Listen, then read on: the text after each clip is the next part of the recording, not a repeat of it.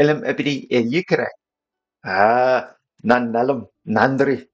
Hi everyone, new name here, playing my favorite game, Watch Your Realms, saying hello and greeting anybody that understands and speaks the one of the original languages, Tamil. And Tamil's special because once it was created, it's never been changed, it's never been altered, it doesn't need to evolve. It was made so well initially that after thousands of years, Tamil is still in its original alphabet.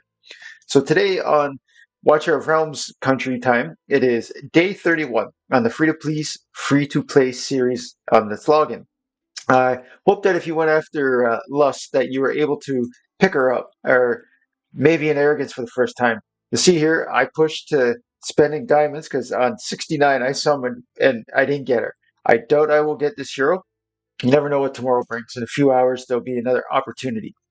So what I want to do in this upload is I got a surplus, if you will, of arena permits. I'm getting close to Platinum 3 for the first time ever. So I don't know about most of these teams here that if I'm able to compete or not. But in AoE, some people might look at this A2 Volca and be like, well, that's silly. Why would they do that? She's an AoE hero. A lot of people don't realize that. She can do good AoE. Everyone up here is going to hit multiple targets with anything that they do. I'm going to fight them all on auto. And I'm going to bring in my best AoE area of effect for cheap arena cost. And if you're not familiar with this wonderful hero here, Valkyra, she's only 15 to deploy in the arena as opposed to 20 anywhere else in the game.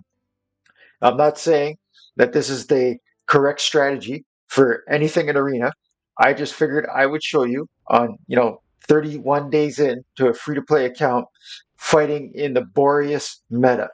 And I'm not going to attack any Boreas. I'm trying to get to Warlord as soon as I possibly can, just to pick up those juicy rewards really, really quick. But if you see down here, look at all those white numbers. That's all Volca doing AoE.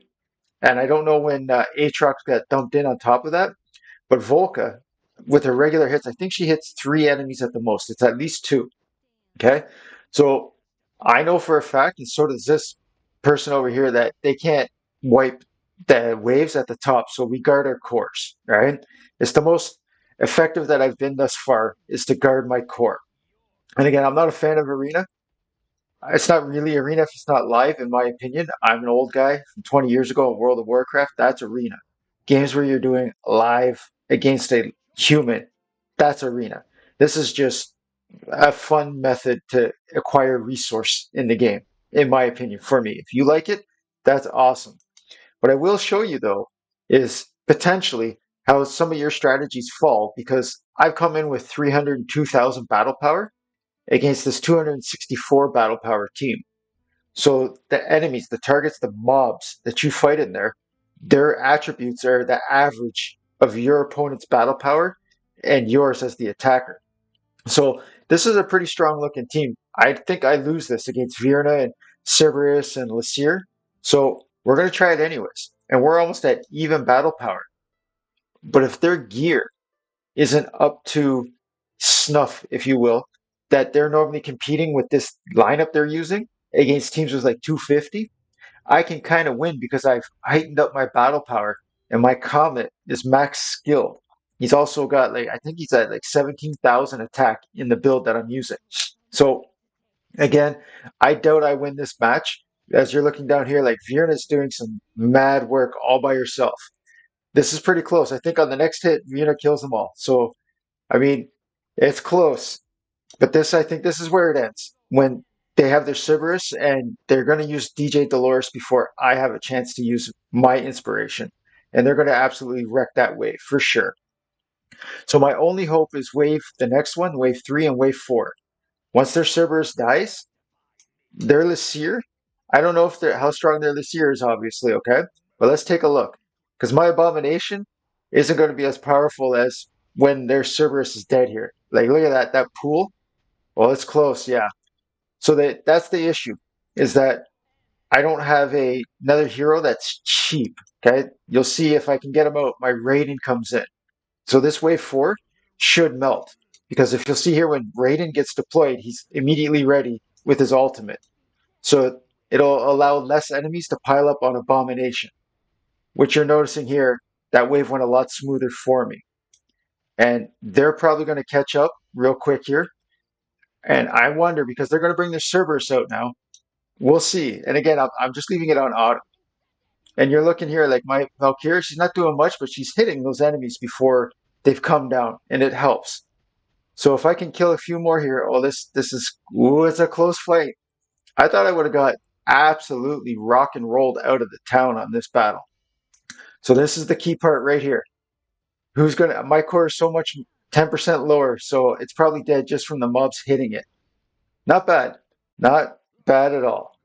I'm not a fan of Virna. She's not necessary to accomplish anything in the game.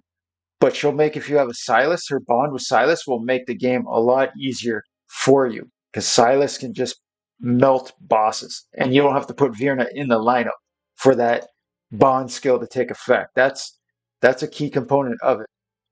So let's do one more battle for the fun of it. I'm just trying to run out of permits before a reset here. So let's try another kind of team, but they have an A5 Iona. This one I should really get slaughtered in. If you don't know, you want to hear this hero that you can buy for $6 or whatever it costs, okay? When you get her third awakening, she does 50% more damage with her starburst or like her ultimate skill. And it's huge. Once you get her to A3, she can be used for gear raid 1, 19, and 20, no question about it. So they put their comment in first. I'm more than likely I lose this opening stage to him, but it looked like he's hitting for 109,000 without his ultimate. So that's a really strong comment. And we both have a Tear of Twilight on ours.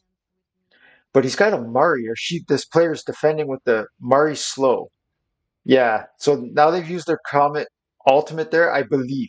I believe. So this is the wave where I can catch up. And they're probably dropping a Virna. So we'll see what's going to happen here. I don't expect to win this. But yeah, that's the thing. If you use your Mari to freeze the mobs, that's where you potentially lose an arena match because they didn't have a chance to attack them.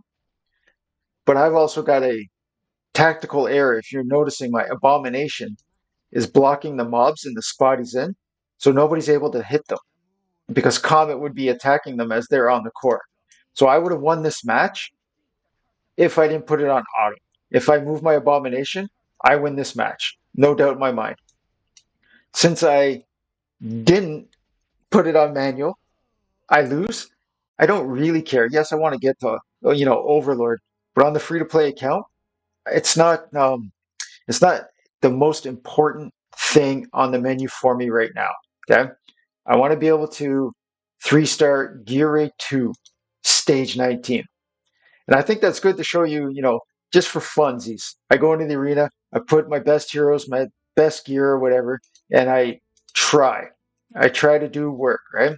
So you might look here and be like, what a stupid team. Look how low the battle power is. Okay, this Scorch, he does AoE, Aatrox. These are all AoE heroes. And the same thing here with this Matte Flash.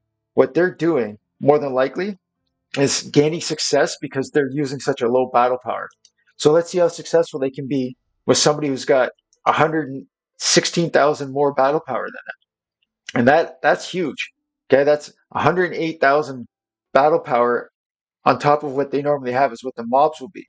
So they're fighting against a very strong opponent compared to who they have. And I don't think it's accidental.